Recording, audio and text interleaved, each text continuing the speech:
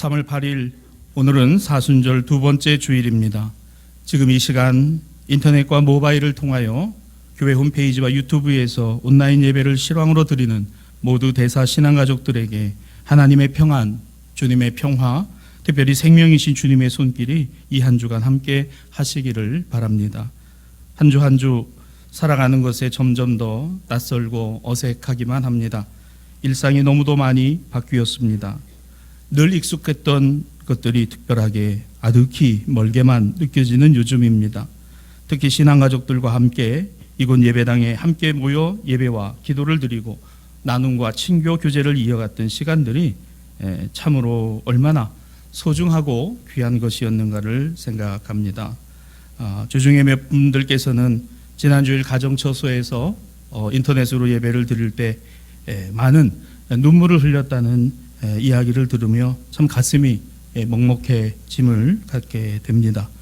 그래도 우리 신앙가족들과 함께 주 안에서 사순절기를 끊임없이 서로를 위해 중보하며 지금의 상황을 두고 간절함의 기도를 올리는 것은 대구 경북을 비롯한 전국에서 늘어나는 환자들과 이들을 최일선에서 돌보며 그야말로 사투를 벌이는 의료진들, 경제적인 고통과 어려움의 몫을 함께 나누기 위한 시민의식으로 나보다는 다른 일을 먼저 생각하는 자발적인 움직임들을 이어가는 이들과 함께 그 가운데 있는 모든 우리 국민들에게 우리 주님의 위로가 함께 하시기를 기도하십시다.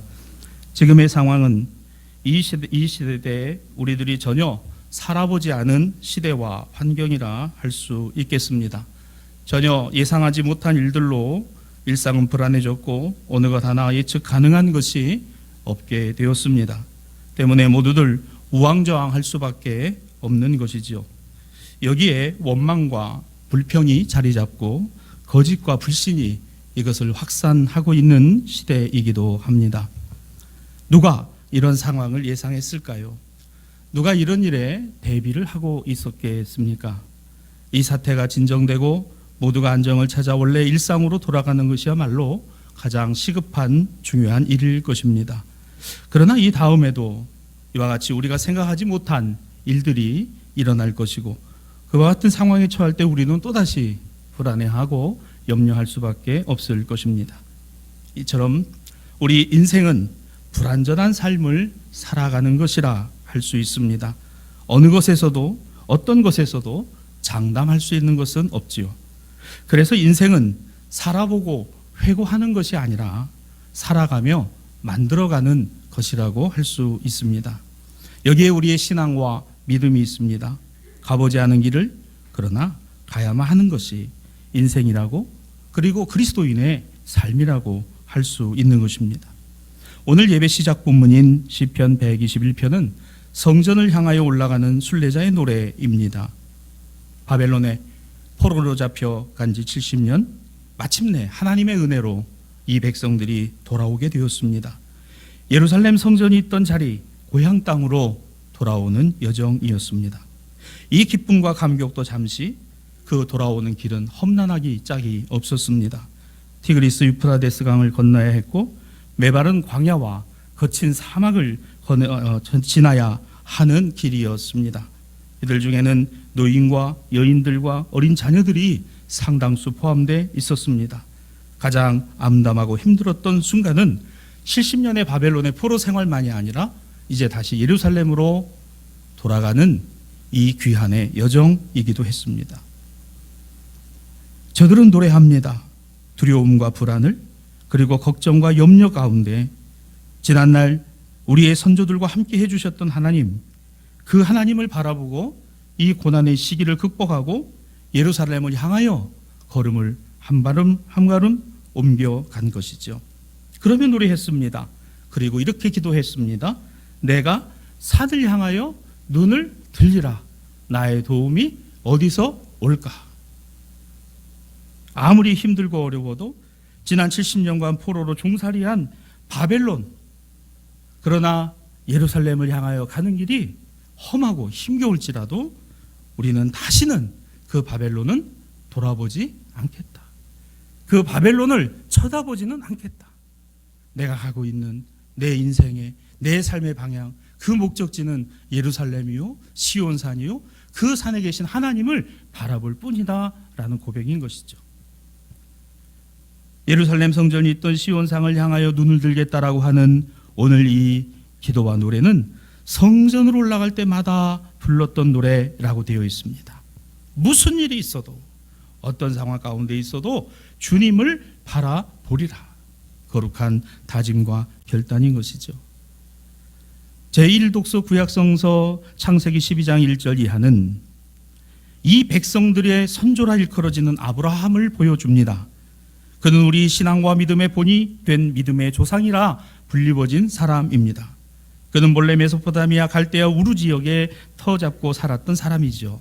어느 날 하나님은 이 아브라함을 부르셨어요. 느닷없이 이렇게 말입니다.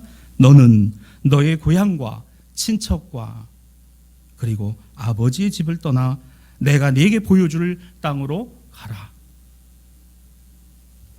여기엔 그의 떠남과 하나님의 택하심의 이유가 기록되어 있지 않습니다.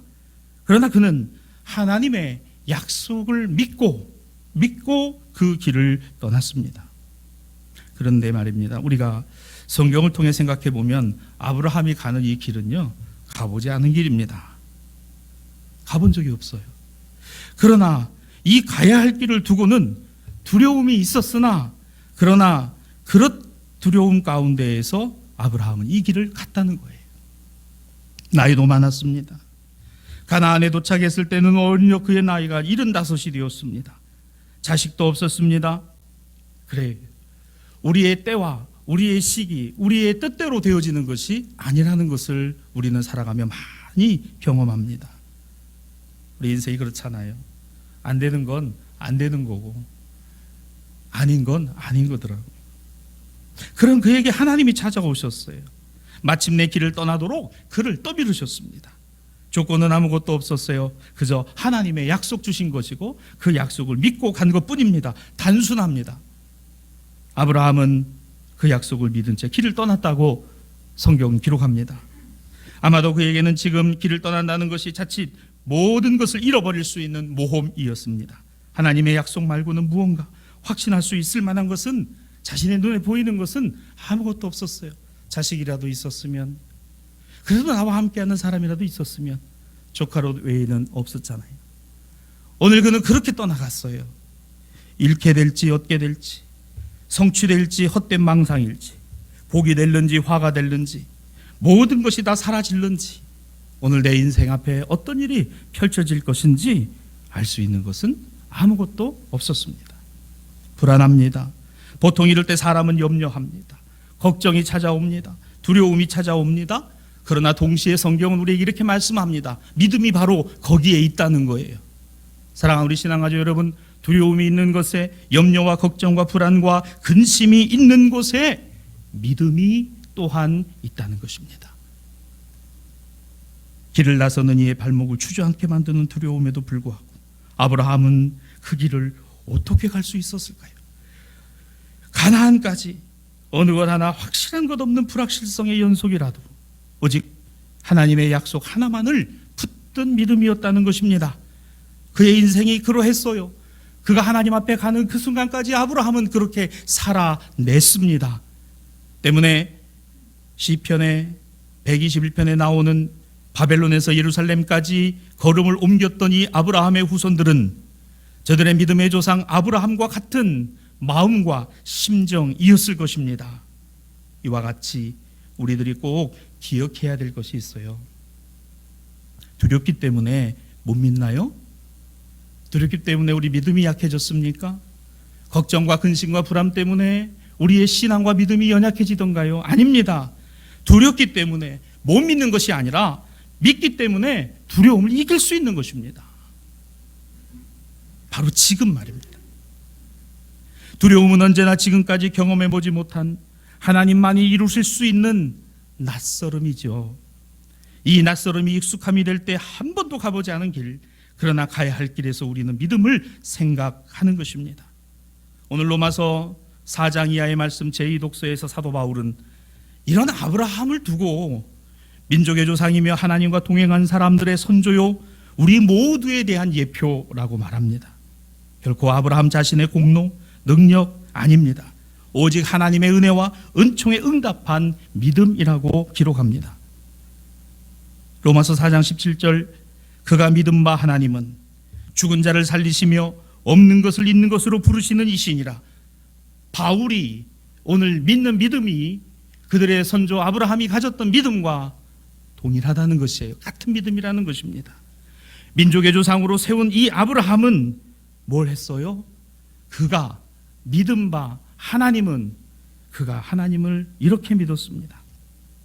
시간이 지나고 상황이 바뀌면 사라지고 말 것들이 세상 안에는 참 많이 있어요. 물질이나 돈이나 권세나 권력이나 나의 경험에서 오는 경험치와 능력들, 그리고 하나님처럼 이것이 떠받들어지고 이것이 가장 절대적인 것이라고 여겨지는 것들이 우리의 인생을 변화시키고 우리의 삶을 바꿀 것이라고 하는 이 믿음이 거짓이고 헛된 것이라는 것을 깨닫는 데는 그리 오래 걸리지 않습니다. 오히려 지금도 살아계시는 하나님, 우리를 인도하시는 하나님, 그 아버지 하나님은 당신의 아들 예수 그리스도를 우리에게 보내사 당신의 자녀를 온 세상에 죄인된 우리를 구원하시고 삼으신 사랑의 하나님이시라는 것이요, 물질의 하나님, 돈의 하나님, 권세의 하나님, 권력의 하나님, 나의 경험치와 능력의 하나님이 아니라 그 하나님은 거룩하시고 전능하신 하나님이시라는 것입니다. 로마서 4장 20절 이하 22절까지는 그러므로 하나님의 약속을 의심하지 않고 믿음으로 견고하여진 아브라함은 약속하신 그것을 또한 능히 이루실 것을 확신하게 되었으니, 그렇습니다. 바울이 지금 말하고 있는 아브라함이나 오늘 이스라엘 백성들이 바벨론에서 돌아와 예루살렘으로 향하여 시편 120편의 노래를 부른 상황이나 지금 바울의 초대교회적인 정황이나 오늘 우리가 신앙과 믿음을 갖고 있는 이 현세 안에서도, 현대 안에서도 하나님의 약속을 의심하지 않고 믿음으로 견고하여져 약속하신 그것을 또한 능히 이루실 것을 확신하시기를 주님의 이름으로 축복합니다. 올해 우리 교회는 복음의 확신, 복음의 능력이에요. 여러분, 우리 믿음이 어디 있는가를 시험해 보시기 바랍니다. 하나님을 시험하시는 게 아니라 내 믿음을 시험해 보세요. 세상에 있는 건지, 세상에 두고 있는 건지, 정말 하나님께 두고 있는 건지 말입니다. 하나님이 이걸 유료해주셨다. 한 번도 살아보지 못한 이 상황과 이 시대 가운데도 두려움이 찾아오고 불안이 찾아오고 염려가 찾아오도 오늘 이 믿음이 우리에게 확신이 될 때 그 안에 뭐가 있어요? 하나님의 약속이 있다 그랬습니다. 이 눈에 아무 증거 아니 배워도, 내 귀에 아무 소리 아니 들려도 하나님의 약속 위에 서 있는 사람, 이게 믿음의 조상의 삶이었습니다. 이 믿음의 조상을 따랐던 후손들의 삶이었습니다. 초대교회의 삶이었습니다. 오늘날 교회가 살아가야 할 삶의 신앙의 모습이라는 것을 기억하는 우리 모든 대사의 신앙가족들이 되시기를 바랍니다. 오늘 복음서의 말씀 요한복음 3장 1절 이하는 예수님이 누구이시냐 더 알고 싶었던 유대인 지도자 바리새인, 신앙을 가졌다는 니고데모의 이야기입니다. 그는 예수님 앞에 나와서 툭 던지듯이 이렇게 질문합니다. 본문 2절입니다. 랍비여, 우리가 당신은 하나님께로부터 오신 선생인 줄 아나이다. 하나님이 함께 하시지 아니하시면 당신이 행하시는 이 표적을 아무도 할 수 없기 때문입니다. 그러자 예수께서는 저에게 이렇게 얘기를 하세요. 본문 5절입니다. 사람이 물과 성령으로 나지 아니하면 하나님 나라에 들어갈 수 없느니라. 여러분, 이 대화 속에서 우리가 보게 되는 것은, 적어도 니고데모는 자신이 유대인의 지도자요, 바리새인이요, 신앙인이라고 하는 오늘 이 의와 이 업적이, 이 찬란한 종교적인 오늘 그러한 타이틀들이 이제 예수님을 볼 때 나는 이 예수를 어느 정도는 안다라고 하는 마음이 그 안에 있었던 것입니다. 그러면서 이야기합니다. 저는 당신을 좀 압니다. 어떻게 아냐고요? 당신이 행하신 뭐가 있어요? 표적이 있기 때문에 내가 안다라는 것입니다. 여러분, 이 부분에 대해서 성자 어거스틴은 이렇게 해석을 했어요. 이 사람 니고데모는 자신의 신앙적인 박학함에 우쭐하며 자신이 유대인의 스승이라는 자리를 중요시하며 예수님께서는 그가 성령으로 태어날 수 있도록 말씀하시는 그 말씀이 무엇을 뜻하는지도 알지 못한 교만한 자라는 것입니다.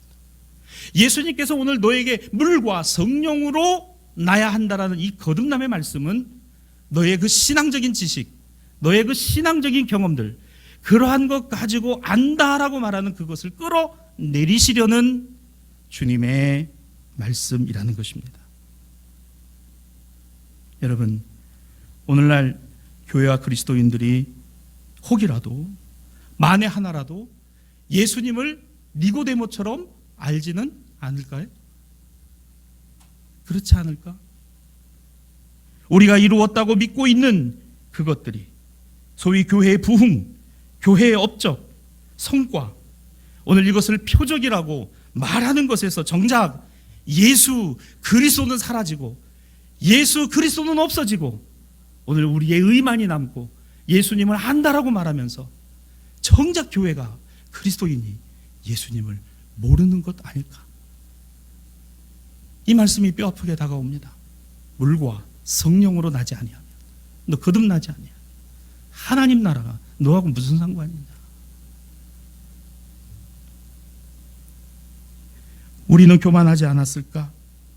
우리 믿음의 조상들과 선조들이 피땀 흘려 차디찬 마룻바닥과 가난 앞에서 오늘 공산주의 억압과 독재의 칼날 앞에서도 목숨을 초계와 같이 여기며 지켜냈던 이 신앙과 믿음이 자본에 물들고 시대에 물들어서 오늘 철저하게 자본화된 오늘 만몬이 하나님인 것처럼 여겨지는 이 한국교회가 안고 있는 이 가슴 아픈 현실들이 어쩌면 니고데모가 예수님 앞에 나왔던 그 모습처럼 오버랩되고 있는 것이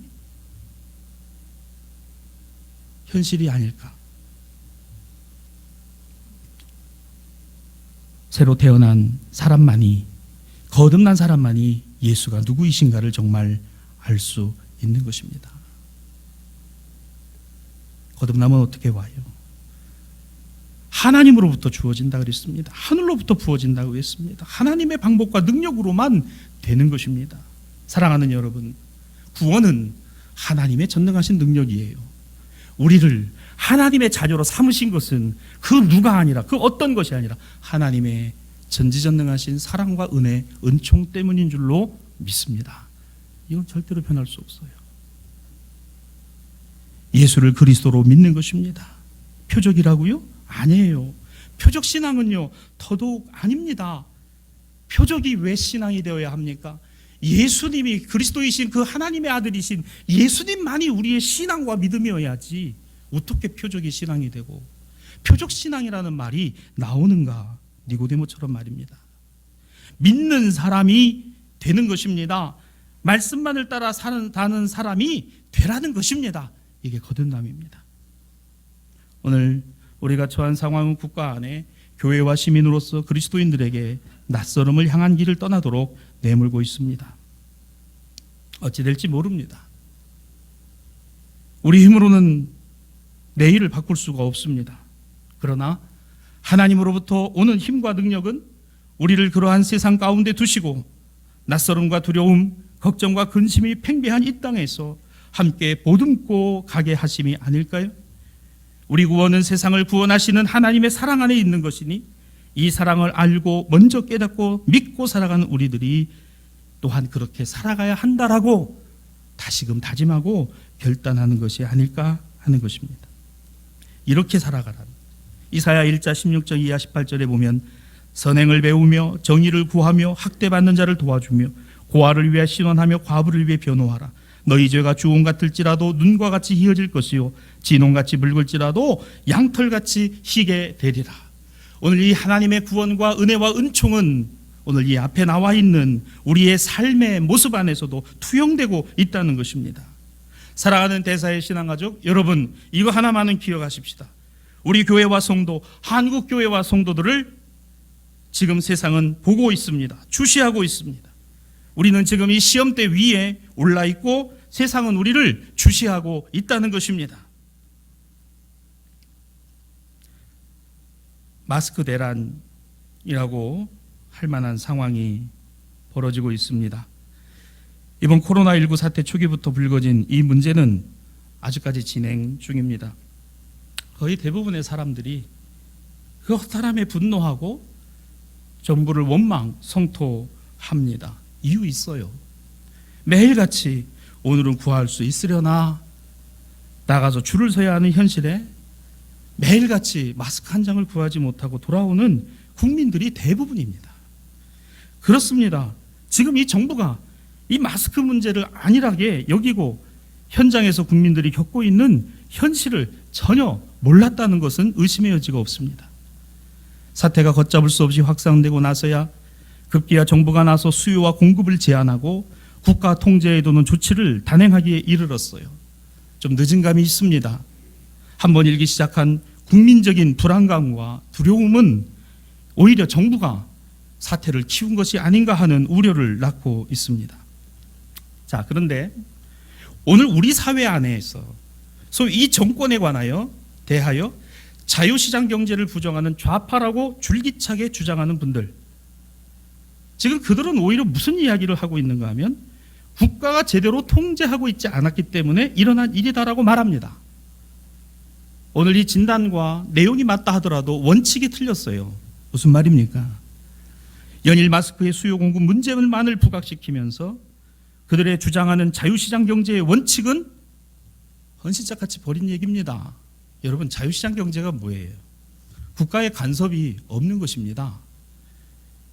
지금 정부가 내놓는 이 강력한 통제 정책은 자유시장 경제 원리가 아닙니다. 국가의 통제와 개입이 아닌 시장에서 보이지 않는 소리 작동하는 체제, 이것이 바로 자유시장 경제의 원리, 자본주의의 근간입니다. 즉 수요와 공급이 결정되는 메커니즘은 생산자와 소비자에 의해서, 시장에 의해서 결정된다는 아담 스미스의 참 오래된 이론입니다. 그러나 이미 이 이론은요, 교과서에서도 폐기된 지가 오래된 이론입니다. 왜 그렇습니까? 자유시장 경제를 갖고 있는 나라와 국가들에서도 일정 부분 국가의 개입과 통제가 필요로 하는 상황들이 있기 때문에 그러해요. 그래서 지금의 자본주의 체제가 수정 자본주의적 체제라고 하는 데에는 경제학자들의 견해가 일치합니다. 마찬가지로 막스 레닌의 공산주의 사회주의 경제체제 원리 또한 이미 폐기가 되어서 교과서에 남아있는 이론이라는 거 다 압니다. 오늘날 이 체제를 고수하는 나라가 있어요? 중국이요? 베트남이요? 러시아가요? 몽골이요? 미얀마가요? 아닙니다. 개인의 사유재산을 일정 부분 인정하는 정책을 펼치고 있는 수정사회주의 노선입니다.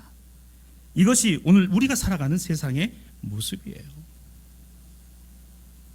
과거에 정부와 정권들이 참 좋은 일들을 많이 한 것 중에 저는 아주 괄목할 박정희 대통령 시대 때 입안이 되고 이 국가 의료보험 체계 말입니다. 우리 대한민국 국민들이 의보 다 혜택을 받지 않습니까? 우리 기초생활자들 어르신 분들 병원 가면 약국 가시면 돈 거의 내지 않고 진료를 받으시고, 여러분 이 체제와 시스템을 갖고 있는 나라가 미국도 이게 없어요. 자본주의 선진국들 이거 없습니다. 왜? 자본주의이기 때문에 없는 거예요. 이거 사회주의적인 정책인 거 아십니까? 이거 사회주의적인 정책입니다. 공적 부조. 여러분, 그래서 우리가 의료보험의 혜택을 보고 있어요. 국가에서 노령연금을 주고 있는 것도 마찬가지입니다. 언제까지 이념적 프레임과 정치적인 선동에 휘둘리시려고 합니까? 교회는 그 진실을 정확히 보고 그 상황에서 이념과 당파가 아닙니다. 성경은 우리에게 무엇을 말씀하시는가? 오늘의 현상을 보세요. 마스크 한 장 구하기 위해서 줄을 서야 하는 힘겨운 이들, 생계와 생업을 이어가는 분들은 그나마 마스크를 구할 수 없어서 인터넷을 좀 한다는 친구들은 뭔가 조작을 통해 가지고 마스크를 더 많이 사는 이러한 현실들이, 인간의 욕심은 다른 이들과의 나눔보다 내 것을 더 챙겨야 한다는 현실 앞에 무너지는 오늘 이러한 이기적인 시스템으로 작동하고 있는 현실이 과연 멀리 있는 이야기입니까? 오늘 교회와 그리스도인들은 무엇을 생각하고 어떻게 살아야 합니까? 성경 우리에게 무엇을 말씀합니까? 우리는 여기에 신앙과 믿음으로 한 걸음 나아가야 할 책무가 주어졌다고 성경은 우리에게 이야기합니다. 또 하나 생각할 게 있어요. 이번 사건 통해서 신천지 집단의 실상이 폭로되고 교주 이만희의 정체가 다 드러났습니다. 그런데 이 신천지 집단이 교회로 소개가 되면서 언론이나 시중에서는 다른 한국 교회도 이 신천지 집단과 유사하다라고 하는 이러한 잘못된 인식이 팽배해 있는 것이 사실이고, 이와 같은 상황을 우려할 만한 지점이 있습니다. 저 교회도 그런 거 아니야? 저 교회 다니는 너희는 신천지 다닌다는 그들과 무엇이 달라? 세상이 우리에게 묻습니다. 이번 사태의 중심에 있는 신천지 집단은 개인의 영혼과 가정과 사회를 파괴하는 사이비 집단이지만, 이런 프레임에 넘어간 사람들, 그들이 누굽니까? 착하디 착하고 정말 잘 믿어보려고 하는 본래 기성교회 교인들이었다는 것이 대체적인 분석입니다. 그런 그들이 왜 신천지에 빠졌을까요? 은밀한 방식으로 포교를 진행했어요. 교회 안에 슬며시 들어와 분란을 일으키고 기존 교회 질서를 파괴하고 교회를 무너뜨리고 교인을 빼갑니다. 우리 주변에서는요, 친근한 이웃으로, 선배로, 착한 후배로, 나를 가장 잘 알고 나를 염려해주고 있는 지인으로, 이웃으로 다가옵니다. 신분을 숨기고 접근해서 자신도 모르는 사이에 빠져들게 된 이들이 적지 않고 14만 4천 명 안에 내가 들어가야 한다라고 하는 잘못된 가르침과 교리를 따라 구원에 대한 두려움과 공포가 바이러스와 같이 심겨지고 바이러스와 같이 퍼진 수십만의 신천지 속한 사람들, 그렇게 그들을 혹세무민하고 가르치는 지도부들, 질병의 바이러스 앞에 처절하게 무너지고 있는 것을 우리가 목도하고 보고 있지 않습니까? 이와 같이 신천지 집단이 급속하게 일어난 현상들 안에는요, 교회학자들과 사회학자들의 진단입니다. 그러한 토양과 그러한 상황을 제공한 것은 한국 교회에 있다라는 진단입니다. 참 가슴 아픈 내용이죠. 기존 교회의 모습들이, 세상에 속한 교회가 취한 모습들이 말입니다. 그러면서 그 틈을 노리고 이 사람들을 빼어내요. 자신들을 위해 하는 성경 해석이 옳고 자신들의 믿음이 옳고 오늘 이만희가 해석하는 성경 해석이 그게 진리다라고 믿게 하는, 사랑하는 우리 신앙가족 여러분, 복음의 교회는 오직 예수 그리스도 외에는 그 다른 어떤 것도 넣거나 더하거나 빼거나 사라지게 하지 않아요. 오직 예수 그리스도와 하나님의 말씀 그리고 성령, 여기에 그 어떤 것이 필요할까요? 우리는 이것을 바로 믿고 바로 갖고 왔습니까? 이번 기회를 통해서 하나님께서는 오늘 한국 교회가 바로 서야 할 것에 대한 중요함을 교훈하고 가르치고 계시진 않을까? 오늘 예수님을 찾아온 니고데모와 같이 주님 앞에 무릎 꿇어야 할 한국 교회를 향하여 나는 주님을 압니다. 나는 주님의 표적을 보고 합니다. 오늘 그 표적이기 때문에 당신이 랍비라는 거 압니다. 우리를 향하여 주님이 질책하십니다. 너 거듭나라. 거듭나라. 교회가 제대로 하나님의 말씀과 복음을 성도에게 가르쳐야 하는 것이 중요하고, 교회가 바로 서는 것이 중요하고, 교회가 신앙 가족들을 보다 견고하게 복음으로 묶고 세우는 것이 중요하고, 세상 속의 교회와 그리스도인이 어떻게 살아가야 하는 것을 이제 보여줘야 하는 것이 중요한 시대가 되었습니다. 말씀을 마무리합니다. 꽃이 피어서 봄이 올까요? 아니면 봄이 오면 꽃이 필까요? 그래요. 봄이 오니까 꽃이 피는 것이지요. 길가에 벌써 꽃들이 피었습니다. 봄을 알리고 봄이라는 이야기입니다. 여러분, 예수 그리스도가 오셨고 그 주님이 다시 오신다 약속하셨습니다. 우리는 그 길을 걷고 있어요. 그게 언제 일는지, 그게 언제 일는지 우리는 몰라요. 그러나 내가 예수요, 내가 메시아요, 내가 구원이요, 내가 진리요. 얼마나 많은 사람들이 일어났어요. 대한민국에 예수라는 분이 52명이랍니다. 외국의 학자들이 분석을 했어요. 이번에 나온 거 보니까 52명이고 우리 교회가 진리라고만 말한다. 우리 교회만이 진리라고 한 20군데가 넘는데요. 교파들이. 참. 여러분, 이런 시대를 우리는 살아갑니다. 이 길을 걸어가는 이들이 아름다운 이유는요, 한 번도 가보지 않은 길이다. 그러나 가야 할 길이기에 이 길을 걸어가면서 그 주님 바라보고 내가 산을 향하여 눈을 들리라. 나의 도움이 어디서 올까? 지금과 같은 때가 교회가 무엇인가를 진짜 그리스도인과 하나님의 자녀들이 어떻게 살아가는 것을 보여줘야 하지 않겠습니까? 대구에 이어 확산된 경산의 어느 한 지역에 수급자 어르신께서 이 할머니가 동사무소를 느닷없이 방문하여 마스크 20장을 던져놓고 떠나가는 장면이 CCTV에 촬영이 되고 언론에 보도가 된 것을 보았습니다. 오늘 이 할머니는 기초생활 수급을 받으시면서 너무 고맙고 감사해, 내가 할 수 있는 것이 무엇일까?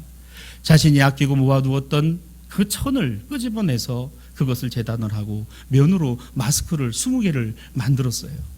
그거를 만들어서 재봉틀을 가져가다 재봉틀이 고장이 나서 손수 시침지를 바느질을 통해서 그 면 마스크를 20장을 만들어서 자신을 살펴주던 그 경산의 한 동사무소에 가서 그것을 전달하고 손살같이 사라진 겁니다. 찾아가서 이야기를 들어보니 내가 할 수 있는 일이 무엇일까? 마스크 때문에 다들 저렇게 힘들고 어려운데 그저 내가 할 수 있는 일이 이거밖에 없어서 그것을 만들어 주어 이 동사무소 직원들의 마음이 참 너무 먹먹해지는, 그래서 이 동사무소 직원들은 그 마스크를 전량 다른 사람들에게 주는 것으로 돌리고 자신들은 그 20개의 면 마스크를 쓰고 근무하는 장면이 뉴스에 소개된 것을 보았습니다. 이렇게 마스크를 만들어서 주고 계신 분이 우리 교회에도 계세요. 제가 주중에 통화를 하면서 깜짝 놀랐습니다. 우리 교회에도 계시더라고요. 사랑하는 여러분, 2020년 지금 이 사순절기에 한 번도 경험해보지 않은 지금의 삶을 살아가는 우리 대사의 신앙가족들에게 우리가 늘 당연하다라고 여겼던 그 모든 것들이 정말 그러한가를 물어야 하는 이 실제적인 상황 속에서 새로운 방향에 전한 믿음과 신앙의 모습의 거듭남이 무엇을 말할까?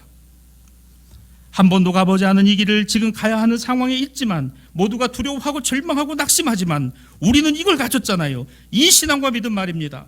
오늘 시편 122편 3절 이하 4절, 너를 실족하지 아니하게 하시고 너를 지키시는 이가 졸지 아니하시고 이스라엘을 지키시는 이는 너를 상하게 하지도 아니하시고 너를 해치지도 아니하시고 여호와께서 너를 지키시니 모든 환난을 면하며 내 영혼을 또한 지키시리로다. 이걸 우리는 갖고 있어요. 나누어 줍시다. 우리 님이 갖고 있잖아요. 나는 마스크 있어서 나눠 쓰고 아껴 쓰면 되니까 다른 사람이 살 수 있도록, 다른 사람이 먼저 쓰도록 그리스도인들이 앞장서서 그 일에 솔선하고 수범.